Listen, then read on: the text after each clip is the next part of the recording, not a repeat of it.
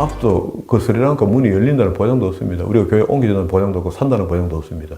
근데 많은 사람들이 헷갈리게 했어요. 내가 교회 사줄게, 지어줄게. 그래서 제가 다 거절해버렸어요, 이제. 거절하고 난 뒤에 진짜 이제는 내가 하나님 앞에 그냥 이거 믿음의 일이지. 하나님 더 애탈 거다. 우리의 믿음을 태워달라 안 가겠습니까?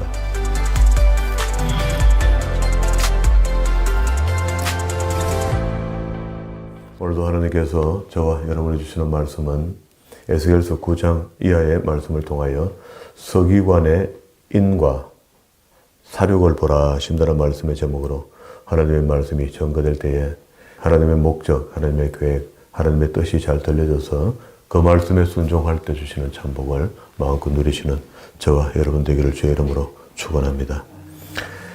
에스겔서 책이 48장까지 있고 우리가 잘 이해되지 않는 단어들이 많이 사용되고 또 훗날에 당해야 될 그런 비싼 이야기들을 전에 이미 해서 다시 계시록에서 이해될 수 있도록 아마도 그런 의미에 대한 글들을 많이 써놓은 것 같아요.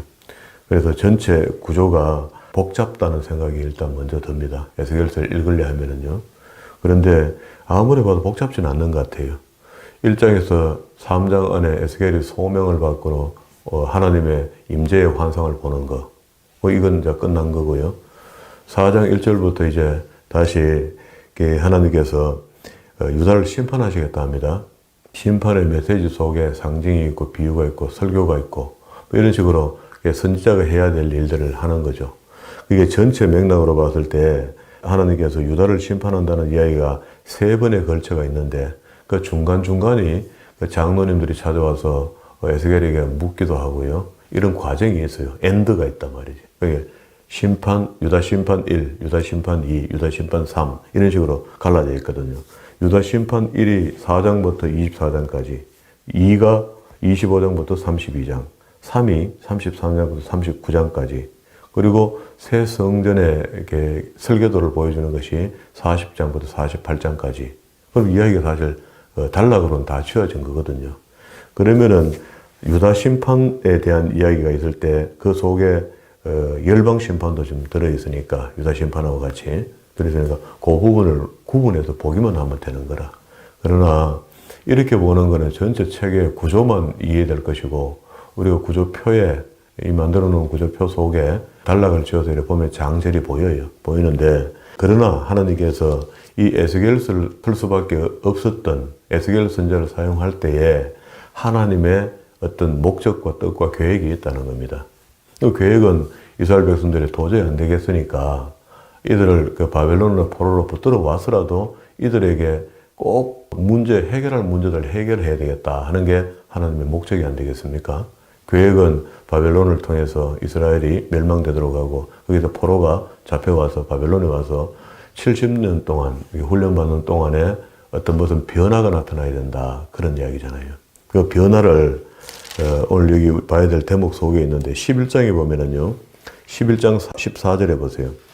여호와의 말씀이 내게 임하여 가라사대 인자야 예루살렘 거민이 너를 형제 곧 너희 형제와 친속과 이스라엘 온 족속을 향하여 이르기를 너희는 여호와에게서 멀리 떠나라 이 땅은 우리에게 주어 기업이 되게 하신 것이라 하였나이다. 그런즉 너는 말하기를 주 여호와의 말씀에 내가 비록 그들을 멀리 이방인 가운데로 쫓고 열방에 흩었으나 그들이 이런 열방에서 내가 잠깐 그들에게 성소가 되리라 하셨다 하고 그게 성소가 잠시 비워진다는 이야기를 이렇게 했습니다. 예루살렘이 무너졌다가 다시 재건되는 것을 잠시 했는데 70년이죠. 무너졌다가 다시 그 에스라를 느헤미야를 통해서 재건되는 것이 70년이거든요. 17절 너는 또 말하기를 주 여호와의 말씀에 내가 너희를 만민 가운데서 모으며 너희를 흩어 열방 가운데서 모아내고 이스라엘 땅으로 너희에게 주리라 하셨다 하라. 그들이 거리로 가서 그 가운데 모든 미운 물건과 가져간 것을 제하여 버릴지니라. 이게 목적이 되는 거죠. 그게 시내산에서부터 십계명 속에 나 외에 다른 신을 섬기지 말라 했던 그 우상숭배 문제를 한 800년, 900년 끌고 내려오니까 이제 바벨론에 잡혀가서 하나님의 목적이 요 일을 제하겠다. 19절에 내가 그들에게 일치하는 마음을 주겠고 한 마음을 주겠다. 이제는 그 속에 새 신을 주며, 이 성신이죠, 주며 그 몸에서 굳은 마음을 제하고 부드러운 마음을 주어. 이 하나님의 목적 속에 우리를 회개시키는 것은요, 굳은 마음을 부드럽게 하는 데까지 들어갑니다. 회개했다고 교회에서 나는 뭐 다 끝났다 이렇게 이야기하는 사람이 마음이 굳어 있으면 안 돼요. 부드러워야 됩니다. 신약에도 역시 똑같이 이야기해요. 20절에 내 율례를 쫓으며 회복되는 사람들의 모습이 이렇다고. 내 규례를 지켜 행하게 하리니 그들은 내 백성이 되고 나는 그들의 하나님이 되리라. 우리만 일방적으로 아무것도 안 고치고 하나님 하고 주여 주여 주여 삼창하고 강함 지르고 믿음 좋은 척 한다고 해서 그게 되는 게 아니다. 그리고 미운 것과 가져간 것을 마음으로 쫓는 자는 내가 그 행위대로 그 머리에 갚으리라. 나 주 여호와의 말이니라.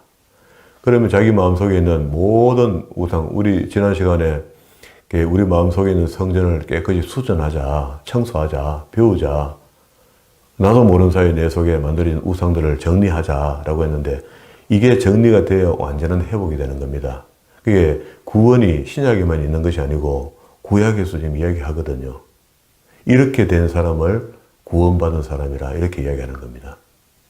그러면 구원 우리가 받았다라고 이야기하긴 하는데 하나도 변하지도 않고 제자리에 있는 사람을 어떻게 구원받았다 하겠습니까?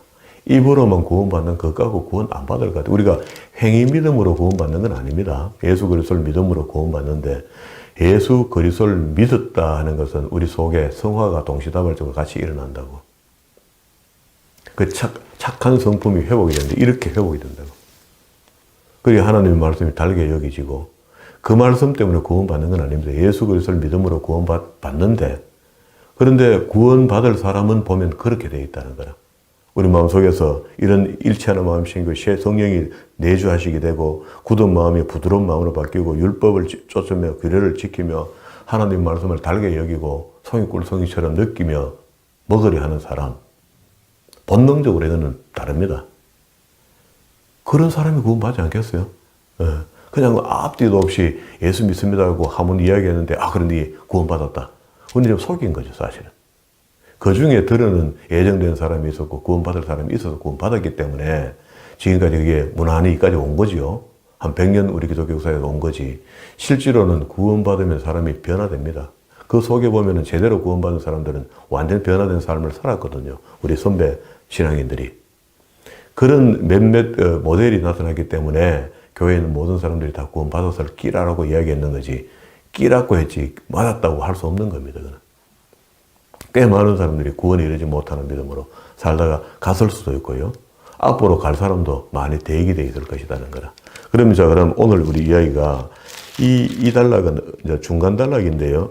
1차 유다 심판과 2차 유다 심판에 대한 이야기 중간에 에스겔이 이제 8장 1절부터 제 6년 되는 해에 장로님들이 찾아와서 8장 1절 우리 지난 시간에 읽어서 다시 한번 봅시다. 제 6년 6월 5일에 나는 집에 앉았고 유다 장로들은 내 앞에 앉았는데 주 여호와의 권능이 거기서 내게 임하기로 내가 보니 불같은 형상이 있어. 그렇게 자기 그 에스겔의 3절에 보면 저기 머리 한 꿈을 쥐고 영체를 끄집어 장로들이 찾아왔으니까 할 말을 보여주는데요. 보여주는 것이 그 집에서 지난 시간에 우리 본 게 5절에 북편을 바라보게 되고 그리고 7절에 뜰문으로 갔고요. 장로들이 할 말을 주려고 그런 겁니다. 14절에 북문으로 내려갔고 16절에 안뜰에 들어가서 모든 것을 다 보여줬어요. 그리고 9장 이제 오늘 3절에 와서 그룹에 머물러 있던 이스라엘 하나님의 영광이 올라 성전 문지방에 이르렀더니 여호와께서 그 가는 베옷을 입고 서기관의 먹그릇 찬 사람을 불렀다. 지금 하나님께서 에스겔을 데리고 바벨론에서 예루살렘 성전으로 급히 오셔갖고 영체를 가지고 왔잖아요. 왔고 북문으로 갔다가 16절에 안뜰러 왔다가 지난 시간까지 그죠? 그리고 9장으로 왔는데 9장 3절에 성전 문지방 위에 앉았는데 그때 먹그릇들 단 천사들을 불렀다는 겁니다. 그럼 우리 오늘 읽었던 본문 속에 살육한 기계를 든 천사들이 나타난 거야. 그런데 그 속에 보니까 먹그릇을 든 천사 한 사람이 따로 보였던 겁니다. 불러 이르시되 너는 예루살렘 성읍 중에서 순행하여 그 가운데 행하는 모든 가정한 일로 인하여 탄식하여 지금 현재 지난 시간에 보여준 그 탱화에 절하고 단무스에게 절하고 하는 그 예루살렘 성전 안에 해괴한 일을 하고 있는 그 짓을 하고 있는 가운데도 여기 지금 누굽니까? 탄식하며 우는 자 이마에 펴라. 먹그릇을 든 천사에게 명령을 했습니다. 인을 처리하는 겁니다. 이건 666인 이러고 다르고요. 이 인을 예표로 해서 그렇죠? 좀 더 봅시다. 나의 듣는 대로 또 그 남은 자에게 이르시되 너희는 그 뒤로 쫓아 성읍 중에 순행하여 아껴보지도 말며 긍휼히 베풀지도 말고 쳐서 늙은 자와 젊은 자와 처녀와 어린 아이와 부녀와 다 죽이되 이마에 표 있는 자에게는 가까이 하지 말라. 요게 구원받은 사람이죠. 이거는 지금 현실적으로는 하나님께서 천사를 동원했는데 사륙하는 기계를 든 천사가 있었고 그리고 또 이미 바벨론을 맡아서 있는 천사가 있고 예루살렘 성을 지키는 천사가 있단 말이에요. 지역마다 그 담당 천사가 있어요. 우리는 그게 생소한데 유대인들은 그걸 잘 알고 있습니다. 유대인들은 자기들과 함께 자기 천사가 있다고 생각하거든요. 우린 천사에 대해서는 크게 감각이 없어요. 경주 같은 데 가면 그 구렁이가 한 마리 있을 것 같지 않아요? 용이 한 마리 딱 꽈리 들고 앉아서 기독교인들하고 잡아먹을 것 같은 그런 기분이 있잖아요. 천년고찰하면. 그래서 이미 이무기가 떡들한 데가 있는 것 같다는 느낌이 있단 말이에요. 그렇듯이 거기에도 하나님의 천사가 있단 말입니다. 경주 지역을 맡고 있는 천사가 있고 대구 지역을 맡고 있는 천사가 있고 거기다가 우리 참빛교회를 맡고 있는 천사가 있을 겁니다. 관장하는 천사가 있다 하거든요. 지역을. 여기도 그러죠. 구정 1절에 그가 또 큰 소리로 내 귀에 외쳐 가라사대 이 성읍을 관할하는 그죠? 이 성읍을 관할하는 천사가 있단 말입니다. 그 천사 속에 보니까 살려가는 기계를 든 천사가 있고 먹그릇을 든 천사가 있었어요. 그러면 먹그릇을 든 천사는 할 일이 탄식하며 4절에 우는 자에게 이마에 펴라. 그리고 그 남은 자에게는 아껴보지도 말고 그건 다 죽여버리는 거야. 깨끗하게. 그는 어른, 아이, 노인까지 다 상관없다. 다 죽여라. 여기에 있는 이 예표는 그 당시에 사실은 다 이루어졌죠. 겉으로 보면 다 이루어졌잖아요. 바벨론을 포로로 잡혀가는 순간에 남아있는 사람들 죽거나 겨우 살아남은 사람들밖에 없거든요. 살아남았다 해도 뭐 지리멸렬하고 그런 경우잖아요. 그리고 글 깨나 쓰고 지식적인 사람들은 4,500명 중심으로 바벨론을 잡아가서 거기서 70년 동안 하나님께서 훈련시키는 가운데 목적이 아까 11장 14절과 21절에 있는 요 훈련을 하나님 시키시려는 게 목적이라는 겁니다. 그러면 하나님의 계획과 목적과 뜻이 명쾌하게 드러나는 거죠. 에스겔 시대의 전과 후를 봤을 때 아무렇게 짝이 없는데도 불구하고 하나님 그런 가운데 하나님의 백성들을 이런 목적으로 훈련시키시고 있다. 그러면 우리 생각보다 훨씬 더 하나님이 치밀하신 분이죠. 물론 치밀하시다고 했는데 한 번도 그 치밀한 부분이 우리한테 들킨 적이 별로 없어요. 없는데 성경에 이렇게 남겨놨어요. 나는 이렇게 할 것이다. 그러니까 너희가 읽고 알아라는 겁니다. 그러면 하나님의 뜻을 우리가 이길 수 없잖아요. 그럼 여기다 맞춰서 하는 게 훨씬 우리에게 유리합니다. 그러면 이때도 남은 구원받은 사람들의 표현을 이렇게 했거든요. 그러면은 계시록에 가서 진짜 이걸 인받은 재앙을 인용해요. 여기 인받은 인용. 그러면 이거는 현실적인 이야기고요. 에스겔서는. 그러면 거기 있는 모든 문법을 다 끌고 내려와서 계시록에다 기록할 때는 그러면 어떤 현상이 벌어지는가 봐야 되겠죠. 그때는 그 지나간 일이니까 그건 소용없는 일이잖아요. 그걸 현재 진행형으로 보려면은 계시록을 봐야 되는 거라. 우리가 마지막 때에 마지막 날에 어떤 준비를 해야 되겠는가 하는 그런 이야기 되는 거죠. 계시록 자체가 4장 1절부터 이제 천성에 올라가서 하나님께서 요한에게 보여주는 일들을 알게 하는 거거든요. 그게 올라갔더니 봉인된 책에서 그거 봉인된 책을 주는데 떼봤더니 첫 번째 인을 띄니까 두 번째 인을 띄니까 세 번째 인을 띄니까 하는 게 6장이 나와요. 여섯 번째 인을 띈단 말이죠. 하나, 둘, 셋, 넷 뛸 때마다 재앙이 임합니다. 아직도 휴거되지 않았어요. 휴거는 11장 15절에 있기 때문에 6장에 있는 이야기들은 그냥 이 땅에 믿거나 안 믿거나 다 재앙이 옵니다. 재앙이 온다고. 그리고 아까 우리 에스겔서에서 역시 믿거나 안 믿거나 애통하거나 안 애통하거나 전부 다 재앙을 받은 거죠. 받아서 결국은 잡혀갔잖아요. 일부 잡혀갔잖아요. 잡혀간 남은 자, 그 사람들이 구원받은 사람이라 했는데, 요걸 갖다 오늘 여기서는 인받은 자라 이렇게 됩니다. 거기서도 에스겔에서도 먹그릇을 천사가 영적으로 인을 쳐놓은 거예요. 인을 쳤다고 너 보이나 돼? 그때도 안 보이고 여기도 안 보이는 사람들이야.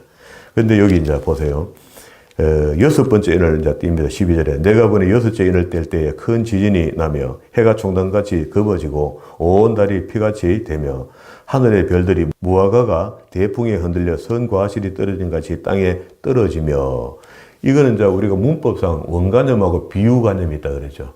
그러니까 비유는 무화과나무, 선과실, 익지 못한 무화과나무 열매가 맺혔는데 태풍이 부니까 무화과 열매가 우르륵 떨어지는 것처럼 하늘에 별들이 우르륵 떨어진다 이런 말입니다.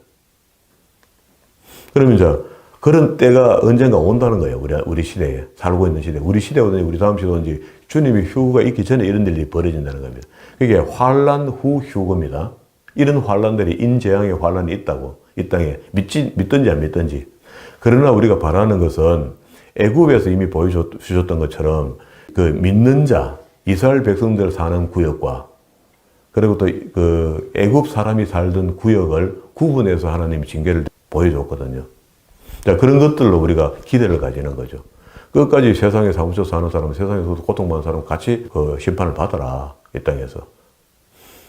14절. 하늘은 종이 축 말리는 것 같이 떠나가고 각 산과 섬이 제자리에서 옮기오매. 지금은 우리가 이해되죠. 우리 얼마 전에 쓰나미 있을 때 한 10km 정도 섬 하나가 움직였다 하거든요. 이런 것도 이해가 되잖아요. 그게 하나님의 심판이 말로만 있는 것이 아니고 진짜로 문자 그대로 다 이루어진다.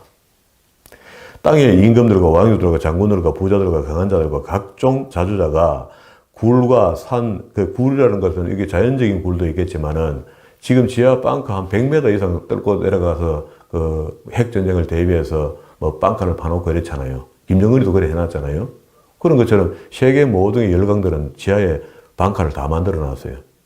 지금 그런 이야기입니다. 굴과 산 바위 틈에 숨어서 산과 바위에 이르되 우리 위에 떨어져 보좌에 앉으신 이의 낫에서와 어린 양의 진노에서 우리를 가리우라.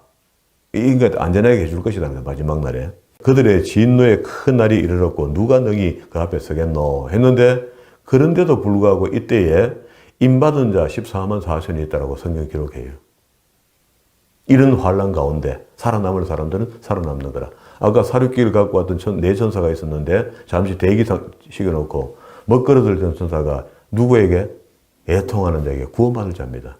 그런 사람들에게 지금 구원을 주는데, 이 일 후에 내가 내 천사가 땅에 내 모퉁이에 선 것을 보니 땅의 사방에 바람을 붙잡아 바람으로 하여금 땅에나 바다나 각종 나무에 불지 못하게 하더라. 심판을 좀 정지시켜 놓고 또 봄에 다른 천사가 살아계신 하나님의 인을 가지고 해 도는 데로부터 올라와서 땅과 바다를 해롭게 할 권세를 얻은 내 천사를 향하여 큰 소리로 외쳐 가로되 우리가 우리 하나님의 종의 이마에 인치기까지 땅이나 바다나 나무나 해하지 말라.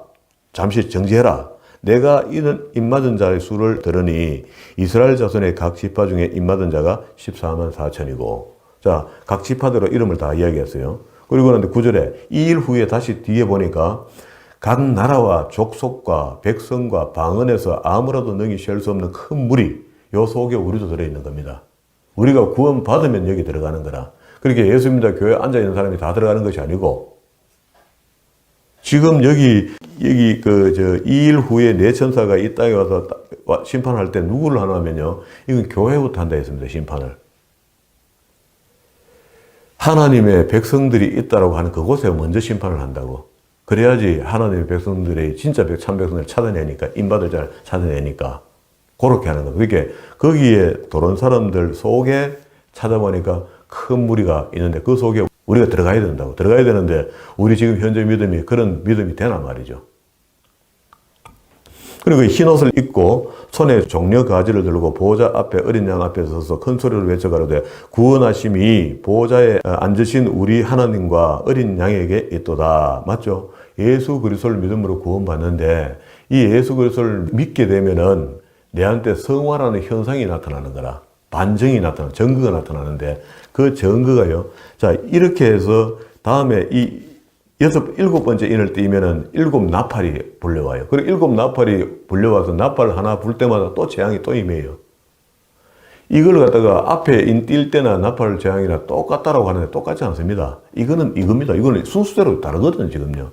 그러면 일곱 나팔을 불고 마지막 일곱 번째 나팔을 불 때 11장 15절에서 휴거가 있단 말이야.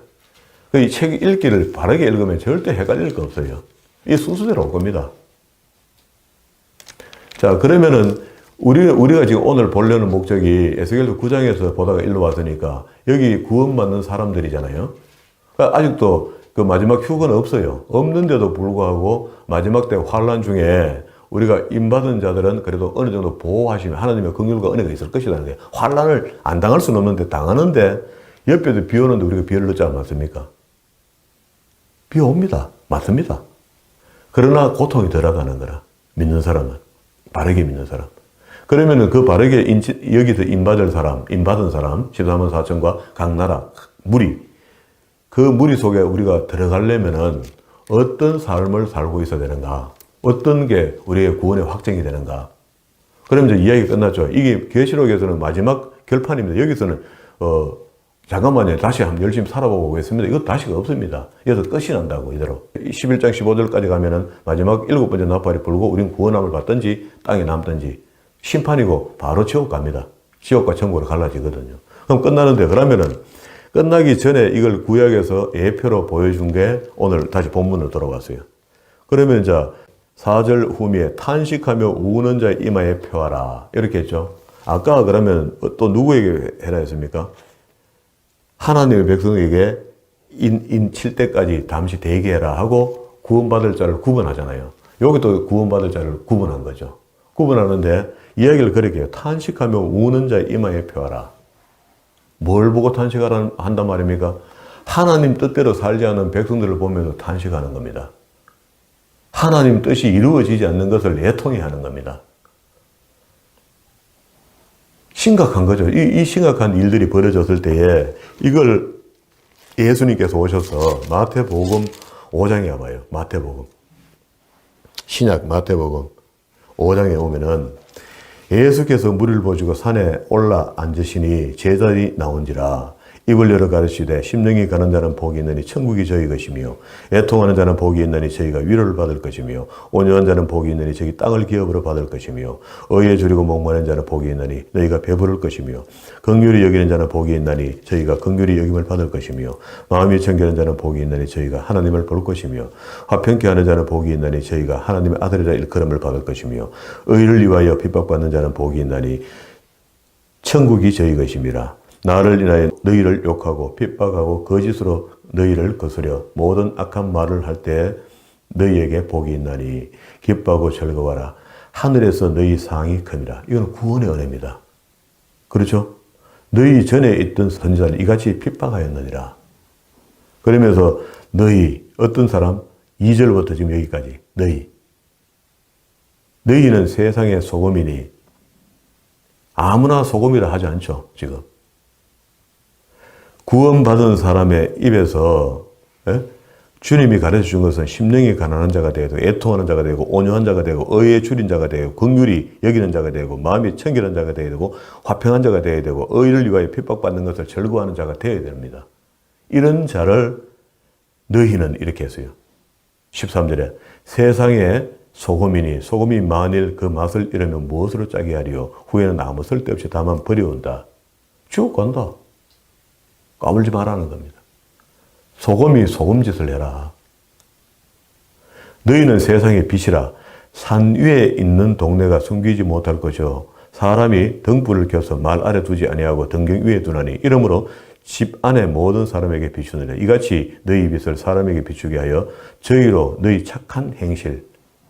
예수 믿고 구원받았다라고 하는 사람에게는 결론적으로 한마디로 우리말로 알아듣기 쉽게 하면은요 착한 행실이 나옵니다. 그렇죠? 보고 하늘에 계신 너희 아버지의 영광을 돌리게 하라. 그러면은 착한 행실을 하려면은 하나님께서 가르쳐 주신 명령하신 모든 말씀들에 순복해야 되겠죠. 순종해야 되겠죠. 그래서 이야기하는 겁니다. 내가 율법을 폐하는 것이 아니라 완전케 하러 왔다. 그 신해산 계시다는 겁니다. 신해산 계시. 신해산 계시와 지금 내가 그리스도께서 오셔서 하시는 말씀이 똑같은 말씀이라는 거예요. 내가 율법을 폐하러 온 것이 아니라 율법을 완전히 하러 왔다. 율법을 복음화시키러 왔다. 그래서 복음이 율법이라는 겁니다. 그 이야기를 지금 주님께서 하시거든요. 그러면 내가 율법이나 선자를 폐하러 온 줄로 생각하지 마라. 폐하러 온 것이 아니요 완전케 하려 합니다. 완전케 한다는 말이 완성시키러 왔다. 이런 말입니다. 진실로 너희에게 이르노니 천지가 없어지기 전에 율법의 1.1획도 반드시 없어지지 아니하고 반드시 다 이룬다. 그러므로 누구든지 계명 중에 지극히 작은 것 하나도 버리고 그같이 사람을 가르치는 자에게는 천국이 지극히 작다 할 걸음을 받을 것이요. 누구든지 이를 행하며 가르치는 자는 천국에서 크다 할 걸음을 받을 것이요. 저는 천국에서 크다 할 걸음을 받고 싶은 마음입니다. 철저히 가르쳐서 바르게. 이거 구약의 율법을 목사님 너무 세게 가르칩니다. 그건 상관없습니다. 저는. 구약과 신약은 똑같습니다. 왜? 하나님 말씀이기 때문에. 똑같습니다. 그렇게 해서 사람이 어떻게 살아야 될 것을 율법을 해석해서 오늘날 복음이라고 우리한테 다 전해준 거예요. 그리스도께서. 그런데 이걸 우리가 이렇게 안 보고 등한시 본 겁니다. 저는 이걸 하나님이 보여주셨어요. 이걸 설명하는 겁니다. 자, 그러면 이런 사람들이 구원을 받는다 하니까 다시 원점으로 돌아왔습니다.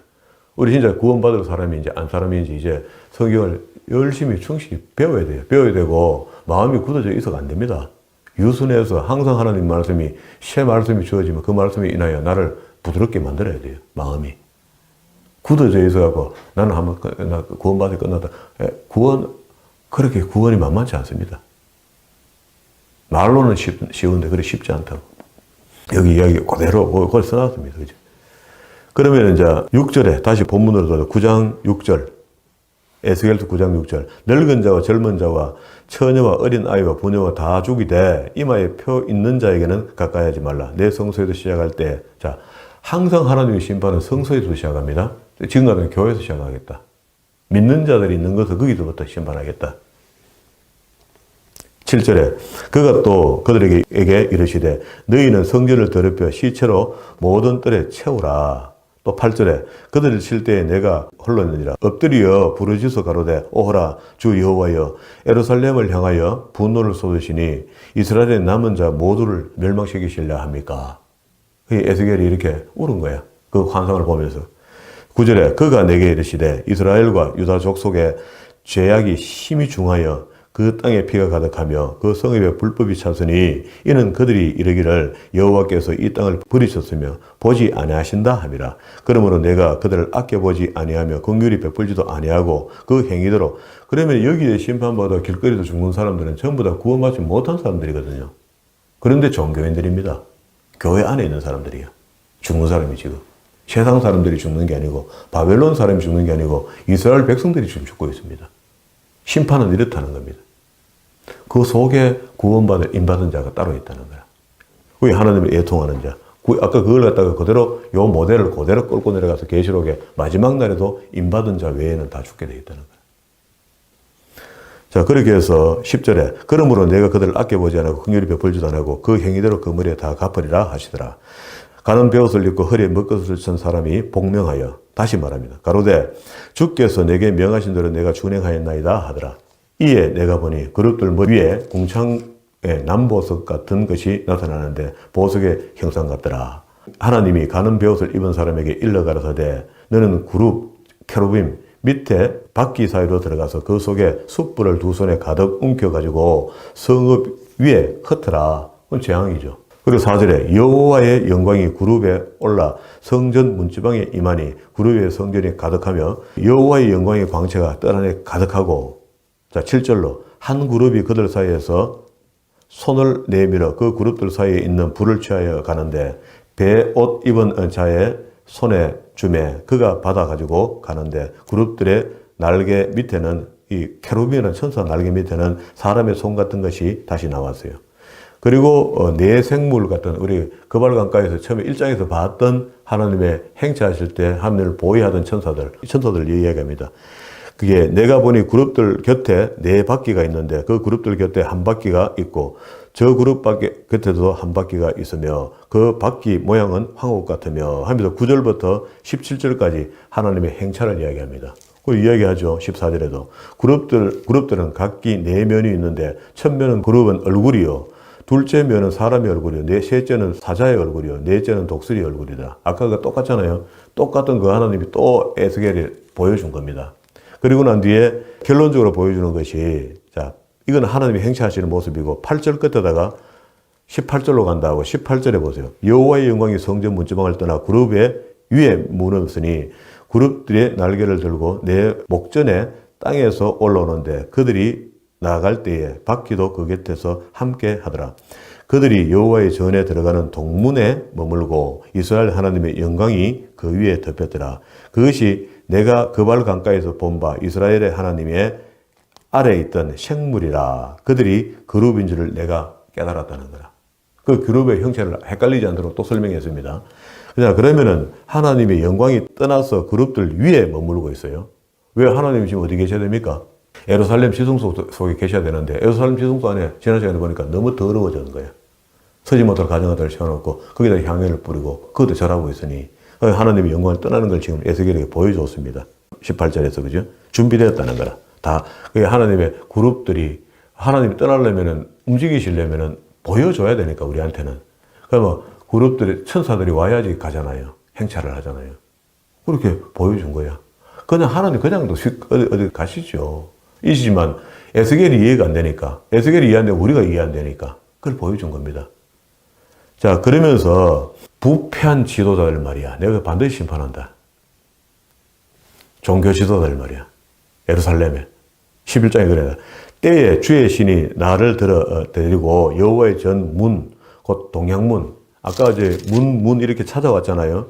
그러면은 9장 3절에서 성전 문지방에서 안에 이런 이야기가 있고 난 뒤에 동양문으로, 동양한 문으로 왔어요. 11장 1절로. 위치가 그렇단 말입니다. 그 과정을 보고 넘어왔어요. 이러시며 본적 그 문에 25인이 있는데 내가 그 중에서 아술의 아들 야샤냐와 분야의 아들 브레다를 보았으니 그들은 누구예요? 백성의 방백이라는 거야. 그게 이스라엘의 지도층의 대표 정치인 25인을 정해놓고 정치를 하고 있거든요. 그 중에 한 사람들인 거라, 이게. 우리 같은 국회의원들이라며. 자, 이런 사람들이 그가 내게 이르시되 인자야, 사람들은 불의를 품고 이 성중에 악한 꾀를 베푸는 자라. 지도자들이 백성들을 잘못 이끌고 가고 있다는 거라, 지금. 그들의 말이 집을 건축할 때가 가깝지 아니한즉 이 성읍은 가마가 되고 우리는 고기가 된다 하나니 그러므로 인자야 너는 그들을 쳐서 예언하고 예언해라. 6절에 너희가 이 성읍에 많이 살육하여 그 시체로 거리에 가득 채워라. 그러므로 나 주 여호와가 말하노라. 이 성읍 중에서 너희를 살육한 시체는 그 고기요 그 성읍은 그 가마려니와 너희가 그 가운데서 끌려 나오리라. 그래서 자기들이 맨날 우리 예루살렘에 있는 사람은 우리 밥이다 이렇게 생각하고 있었는데 심판을 그렇게 해줬다는 겁니다. 너희가 바로 끓는 가마 속에 푹 곰탕되는, 너희가 죽어서 그 시체가 곰탕이 되는, 그렇게 된다. 그러면서 너희는 그 성읍 가운데서 끌어내어 타국인의 손에 붙여 너희에게 벌하려니. 요거는 바벨론을 붙잡혀 간다는 이야기죠. 너희가 칼에 엎드려질 것이라. 내가 이스라엘의 변경에서 너희를 국문하리니. 너희가 나를 여호와인 줄 그때쯤 알게 될 것이다. 11절. 이 성읍은 너희 가마가 되지 아니하고 너희는 그 가운데 고기가 되지 아니할지라. 내가 너희를 이스라엘의 변국에서 국문하겠다. 죽는 것도 한 번에 못 죽습니다. 하나님의 심판에 의해서 죽지. 너희가 나를 여호와인 줄 알리라. 너희가 내 율례를 행치 아니하며 규례를 지키지 아니하고 너희 사면에 있는 이방인의 규례대로 행하였느니라 하셨다라. 이에 내가 언약할 때에 아까 분하야하고 아까 방백이죠. 방백들 브랄다가 죽기로 내가 엎드려 큰 소리로 부르짖어 가로되 오호라 주 여호와여 이스라엘의 남은 자를 다 멸절하시지 않습니까? 에스겔의 눈에 받을 때 있는 사람들이 거룩한 사람들이거든요. 민족의 지도자들이니까. 쉽게 이야기하면 우리가 국회의원들이 하나씩 막 넘어가는 거야. 막 지대로 죽는 거라. 죽는데 우리가 보면서 하나님 우리나라 지금 망하게 하시려고 합니까? 이런 생각이 드는 겁니다. 그런데 14절부터 21절까지 이야기가요. 그렇지 않다. 남은 자는 구원받는다.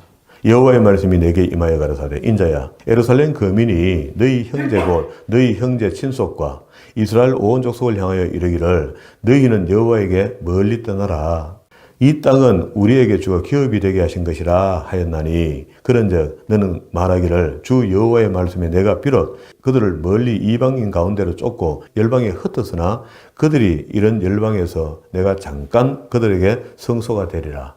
에레미야를 통해서 잡혀가는 자가 복 있는 자다 이렇게 말씀을 선포하라 했으니까 그렇게 가야 된다. 잠깐 성소가 되리라 하셨다 하고 너는 또 말하기를 주 여호와의 말씀에 내가 너희를 만민 가운데서 모으며 너희를 흩어 열방 가운데서 모아내고 이스라엘 땅으로 너희에게 주리라 하셨다 하라. 그러면서 내가 너희에게 처음에 우리 읽었던 대로 일치하는 마음을 주고 쇄신을 부어주고 그 몸을 굳게 안 하고 부드럽게 해주고 율례를 쫓으며 규례를 쫓고 그리고 또 미운 것과 가증한 것을 마음에 쫓아내는 자 그 행위를 그 머리에 갚으리라. 그걸 복을 주겠다는 거야. 그렇게 하면 회복되니까 그럼 구원받는다. 이런 이야기입니다. 자, 그리고 난 뒤에 아까 여기 성전을 10장 18절에 보세요. 여호와의 영광이 성전 문지방을 떠나서 그룹 위에 머물었더니 머물러서 있는 거는 좋은 건데 거기서 떠나셔야 되거든요. 그래야지 완전히 이제 멸망하거든요. 그 땅에 남은 사람들이 때가 되니까 22절에 보세요. 때에 이제 그러면은 자 11장 14절과 21절에는 하나님의 목적이다 했죠. 이스라엘 백성들을 향한 하나님의 목적이 이렇게 될 것이고 그렇게 될 때에 22절에 성경 읽기는 이렇게 읽어야 됩니다. 11장 13절 끝에다가 22절로 간다. 그럼 22절에 때에 그룹들이 날개가 드는데 바퀴도 그 곁에 있고 이스라엘 하나님의 영광도 그 위에 덮였더니 여호와의 영광이 성읍 중에서부터 올라가서 성읍 자 동편산 그럼 다시 11장 1절에서 동양한 문에 이르렀더니 이런 일이 있었고 이런 이야기를 주고받고 하다가 다시 여기 동편산에 머물렀고 됐죠.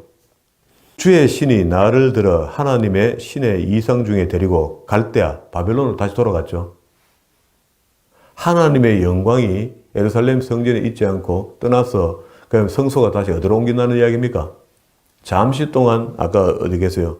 성소가 이런 열방에 내가 잠깐 동안 그들의 성소가 되리라. 바벨론 포로로 잡혀왔던 사람들에게 그래도 거기 남겨온 자고 구원받을 사람이니까 그 사람들에게 잠시 동안 성소가 되겠다. 그럼 성소가 예루살렘에서 지금 옮겼잖아요. 옮기려고 여기 지금 동편산에 머물렀다가 다시 바벨론으로 갈대아로 옮겼다는 거예요. 이 글이 큰 어떤 우리한테 메시지를 준다고. 우리는 한번 구원받으면 끝나고 성신이 한번 임하면 끝나는 것 같은데 성신은 가실 수 있다는 겁니다. 그 말이잖아요. 그러면서 갈대아에 있는 사로잡힌 자 중에 이르시더니 내가 보는 이상이 떠난지라. 화면이 착 없어졌어요. 없어지고 난 뒤에 내 앞에 누구 있습니까? 그러면 8장 1절에 누구 만났습니까? 제6년 6월 5일에 나는 집에 앉았고 유다 장로들이 내 앞에 앉았는데 주 여호와의 권능이 거기서 내게 임하기로 이런 일들을 보여주면서 유다 장로들에게 다시 11장 25절에 내가 사로잡힌 자들에게 여호와께서 내게 보이신 모든 일로 고하니라. 됐죠? 조금 바쁘고 복잡하게 읽었지만 이런 순서들이 있습니다. 이런 순서들이 있고 하나님의 위가 잠시 하나님 말씀하신 예루살렘에서 바벨론으로 잠시 옮기는데 거기는 바벨론 너무 나라입니다. 그런데도 불구하고 하나님은 내 백성이 있는 곳에 함께 계신다는 겁니다. 오늘도 역시 구원받은 사람들과 우리와 함께 하는 거죠. 하나님 성신은. 그러면서 이제 20장으로 한번 가보세요.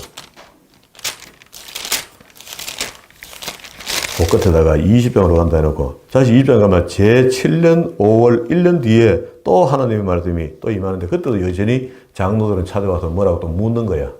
물으니까 하나님은 또 급해졌습니다. 에스겔에게 뭘 보여줘야 되거든요. 보여주는 이야기가 20장 1절부터 44절까지 있고요. 45절부터 유다에 대한 심판, 세 번째 심판이 그냥 이어져 이야기해요. 유다 심판이 세 번 있다 그랬잖아요. 1차, 2차, 3차 이렇게 있는데 있는 중에 이런 일들이 있는 거라. 그러면 장로들이 찾아오고 물으면은 유다는 심판을 한다 해라. 심판 이야기가 이어지는 겁니다. 그리고 열방 심판까지 가고 난 뒤에 새 성전을 보여주는 거거든요. 자, 그럼 다시 그 11장 24절에 주의 신이 나를 들어 하나님의 신의 이상 중에 데리고 갈대아에 있는 사로잡힌 자 중에 이르렀더니 내가 보는 이상이 떠나가는데 이때에 보세요. 주의 신이 37장으로 안 가봐요. 또.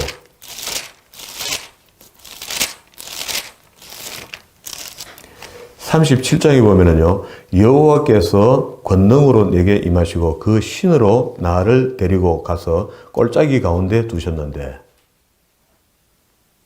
37장에 또 바뀌었어요. 또 에르미야를 끌고 여기까지 또 온 거야. 골짜기로 또 옮겨온 거야. 그거 봤는데 보니까 뼈가 가득하더라는 거야. 이게 이제 에스겔의 이상 골짜기라. 마른 뼈 골짜기. 그걸 갖다가 그 에스겔아, 백성들에게 오해하지 마라 해라. 내가 그 너희들 알면은 하나님 뜻이 안 이루어질 거 생각 오해하지 마라. 내가 지금 그 아골 골짜기에 뼈다귀가 우르르 있는 시체들만 던져갖고 전부 다 뼈가 우르르 모인 이곳에 있는 뼈를 내가 이스라엘 군대를 만들 수가 있다 하고 사는 걸 보여줍니다. 직접. 뼈에 신경이 붙고 살이 붙고 사람이 살아나는 걸 보여주잖아요. 그걸 이야기하거든요. 그러면은 하나님 입장에서 사실 답답할 게 하나도 없죠. 없는데 하나님과 우리 사이에는 약속이라는 게 있어 그래요. 언약. 상반간에 해놓은 언약을 일방적으로 내가 없다 해버리면 하나님 자체가 하나님이 안 되는 거라. 그 인격이 하나님 인격이기 때문에 그렇게 안 하시거든요. 못 하신다고. 못해서 안 하는 게 아니고 안 하는 겁니다. 인격적으로. 끝까지 그걸 지키시는 거죠. 그래서 하나님은 알파시고 오메가시는 겁니다. 처음과 끝이다. 우리는 세월이 한계가 있어서 때가 되면 죽잖아요. 죽기 때문에 우리 신앙을, 우리가 쌓아놓은 신앙을 이대로 없애는 게 아니고 우리 신앙을 후손들에게 물려줘야 돼요. 연이어줘야 된다. 우리가 성경 통독을 만들어서 하나님의 말씀을 바르게 읽고 바르게 가르치는 일은 무엇보다 소중합니다. 우리 후손들에게. 내 자식, 내 아들 이거 말고요. 우리 믿음의 후손들. 마지막 날에 우리가 정말로 하나님의 백성들이 구원함을 잊게 하는 일, 그런 후손들 말입니다. 육의 후손도 중요하지만 그러면 하나님 나라 일이 더 크잖아요. 항상. 근데 우리는 지금 생각을 전혀 그렇게 바꾸지를 못합니다. 전부 다 자기 생각에 매몰돼갖고 내 잘 되고 내 잘 먹고 내 잘하고 내 사업 잘 되고 우리 집 잘 되고 우리 아들 잘 되고 내 마누라 잘 되고 우리 가족 잘 돼야 되고 우리 집안 잘 돼야 되고 좀 넓히면 이제 우리 교회 좀 잘 돼야 되고 한참 뒤에죠. 한참 뒤에. 하나님의 사업에 대해서는 관심도 없습니다. 하나님 무조건 나한테 무한 공급해주는 푸시해줘야 될 분이라고 믿고 있는 거죠. 그게 하나님을 다시 생각해야 됩니다. 그런 사람에게 복시 줄 가능성과 그렇지 않고 이런 것들을 이해하고 하나님 뜻이 무엇인지 깨닫고 그 하나님 앞에 바르게 살라고 진짜 구원받은 사람의 행동, 행함, 성화가 내게 나타나는 그런 삶을 살아드리는 것. 우리가 하나님 우리 대단한 거 아폴로 만들어를 안 갑니다. 우주선 만들어를 안 간다고. 그게 큰 비행기 만들어를 안 간다고. 큰 배 만들어를 안 갑니다. 내가 준 말씀대로 그냥 살아라 합니다. 그냥. 그것만 이야기하거든요. 그런데 우리는 그걸 안 하잖아요. 그런데 안 하면서도 말하기는 믿음의 사람들 전부 다 큰 일을 내가 하리라 하거든요. 내게 주기만 하나님 돈 주면 내가 합니다. 야야 돈 안 주고 할 수 있는 것부터 해라. 지금 우리도 똑같습니다. 그게 제가 오엠선교회 둘러서가 지금 파손시겠지만 그 둘러서 배가 선교사 380명을 싣고 항해를 시작했는데 스리랑카가 문이 안 열린 겁니다. 그 딸이 그 속에 들어가서 그 서류를 정리하고 그 나라와 딜하고 있는 거라. 정부하고. 이 선교선이 들어오는데 받아달라고. 문을 열어달라고. 돈을 주고 뭐 수습하는 게 있어요. 그래서 선발팀으로 이제 가가 들어있는데 그때 기도 요청이 온 겁니다. 배는 출발했고 배가 항만에 하루 되지 못하고 밖에 서면은요 돈 손실이 어마어마히 난대요. 기름값하고 이런 것들이. 그래서 그 강 단장이 한국 사람이었는데 그 배에서 전국의 그 380명의 선교사의 가정으로 전부 다 기도 요청을 해라 하고 메일이 오고 전화가 오고 난리 난 겁니다. 그래서 이런 상황이 벌어졌다. 이 스리랑카 문이 닫혀 있다는 겁니다. 지금 배는 출발해 버렸고 방향을 잡아서. 그렇게 가다가 우회하고 이러면 막 돈만 막 엄청 드는 거라. 그런데 기도했더니 세상에 자동문이 열리듯이 배가 가까이 오니까 그 문이 열리더라는 겁니다. 지금도 여전히 똑같습니다. 물론 우리가 행동도 옮겨야 됩니다. 헌금도 하고 해야 되겠죠. 이런 것들은 기도하면 마음에 감동이 있어서 하게 되는 것이고요. 우리 교회 입장이 그렇습니다. 3월에 이사 가야 되는 게 확실하고 어제도 집 보러 온다 하고 뭐 이렇게 이야기하는데 그게 처음엔 너무너무 힘들었거든요. 교회를 보는데. 그게 요번에는 내가 거절했어요. 그게 코로나 때문에 이렇게 복잡하게 가는데 그 날짜도 많이 남았는데 코로나 이 위기가 지나가거든. 그렇게 오셔서 보여주고 하세요. 내가 꼭 살 사람 같으면 껍질 보고 삽니다. 지도 있고 도면 있으니까. 그렇게 그 소개하는 장로님한테 했더니 장로님 뭐라 하고 뭐 끝났는데 우리 생각은 내가 그런 마음이 불편하거든요. 이게 이 스리랑카로 가는 그 선교선이 암벽을 향하여 그냥 가는 겁니다. 그 박으면 그냥 파선이에요. 그런데 우리도 지금 또 그런 마음이야. 앞도 그 스리랑카 문이 열린다는 보장도 없습니다. 우리가 교회 옮기자는 보장도 없고 산다는 보장도 없습니다. 그런데 많은 사람들이 헷갈리게 했어요. 내가 교회 사줄게, 지어줄게. 그래서 제가 다 거절해버렸어요, 이제. 거절하고 난 뒤에 진짜 이제는 내가 하나님 앞에 그냥 이거 믿음의 일이지. 하나님 더 애탈 거다. 우리의 믿음을 태워서 하려고 하겠습니까? 그래서 암벽으로 벽이 되어 있는 스리랑카를 향하여 가는 둘러서는 선을 기억하고 우리도 그냥 기도하고 기다리자. 하나님 일하시기를. 하나님이 어디 손에 힘이 없어서 문을 못 열시겠나? 돈이 없어서 안 주시겠나? 주실 거다. 그리고 뭐 그때 마지막 때 내가 하는 그만해. 이 목사 수고해서 그만해. 막 할렐루야죠. 그냥 그래서 그냥 먹먹하게 있는 겁니다. 그런데 이게 사람인지라 애타죠. 한 달, 두 달, 한 달 이렇게 며칠로 날짜가 줄어들어가는데 그때까지 우리가 해야 될 것이 하나님 앞에 오늘처럼 이렇게 말씀을 묵상하고 예배하는 겁니다. 우리 할 일을 소임을 다하는 거죠. 그러게 이때가 어떻게 우리가 기도할 때가 아닙니까? 이때가 어떻게 하나님 말씀을 들을 때가 아닙니까? 예배할 때죠. 기도할 때죠. 늘 해왔던 일이지만 좀 더 마음을 합쳐서 전 교인이 모여서 하기를 원했지만 우리 사실 그래 안 되거든요. 오던 사람도 못 오게 됐으니까 환경이 그리 만들어져요. 그래도 새벽 기도하는 것도 아무나 안 된단 말입니다. 집사님이 오시는 거 보고 내가 신기하더라고. 집사님이 만약에 여기 합류 안 해주면은 내가 참 힘들겠다 이런 생각이 들었어요. 그래도 예배가 즐겁고 감사하고 기뻤던 것은 거기 경청자가 하나 생겨졌다는 거지. 가르칠 것이 있다. 얘기할 것이다. 그 새로운 말씀들을 자꾸 하나님 주시는 거죠. 이게 우리가 하나님을 배신하지 하나님 절대 우리를 배신하는 분이 아닙니다. 이게 하나님은 오늘도 여전히 우리에게 은혜 베푸시길 원하시지만 우리가 준비가 될 때니까 못 주시는 거거든요. 거기는 목회자의 준비도 있고 성도의 준비도 있습니다. 그게 저도 부족할 수 있고 성도가 부족할 수 있고 우리 교회 전체가 또 부족할 수 있고 뭐 그런 게 있을 겁니다. 있지만 우리가 아는 게 있나요? 그저 엎드려 기도할 따름이죠. 예배될 따름이죠. 그래서 여기까지 온 겁니다. 근데 말씀은 마칩시다. 9장과 10장과 11장까지 쭉 왔는데 구조가 의미가 나타났고 하나님은 떠나시는 것도 우리가 직접 보여줘야지 에스겔이 이야기할 수 있고 에스겔은 그걸 보고 장로들은 당당하게 이야기하는 거고요. 하나님은 그걸 또 보여주셔야 되고 보여준 것도 그때 그다 장로들에게 보여준 것뿐만 아니고 오늘 우리에게 지금 보여준 겁니다. 우리가 거룩한 성소, 거룩한 성도라고 하는데 거룩한 성도가 안 거룩한 성도가 될 수가 있다는 겁니다. 우리 살기에 따르면. 어느 날 성신이 떠나버리고 안 거룩해져 버리거든요. 그 성신이 떠나지 않도록 우리 신앙을 굉장히 그게 달려갈 바를 다 달려간 뒤에 구원함이 이른다 했거든요. 우리가 노력해야 됩니다. 내가 행위 믿음으로 해서 구원받는다는 게 아니고 그 이미 already 내게 주신 구원을 내가 지켜야 돼요. 마귀는 이걸 뺏듭니다. 그렇게 지키지 못하는 믿음을 어떻게 믿음이라 합니까? 이런 걸 가르쳐주고 성경을 통해서 알게 하고 그 깨달은 사람들이 올바른 믿음으로 살아가는 거죠. 이런 게 많지 않다는 겁니다, 이게 지금. 오직 예수 그리스도를 믿으면 구원받으면 끝났다라고 하고 다음 건 이야기 안 해주는 거라. 전부 다. 하나님도 소개 안 하고 성령님도 안 가르쳐주고 성경도 안 가르쳐버리니까 그저 잘 되고 잘 먹고 잘 산다 했으니까 지금 교회가 이렇게 어려워진 거 아닙니까? 마지막 날에 몇 프로가 구원받았지. 그냥 간음이 되잖아요, 이미. 그런데 지금 상태에 주님 오시면 어떻게 되겠나 말이죠. 오늘 11장 말미까지 받고 다음 시간에 12장부터 보도록 하겠습니다.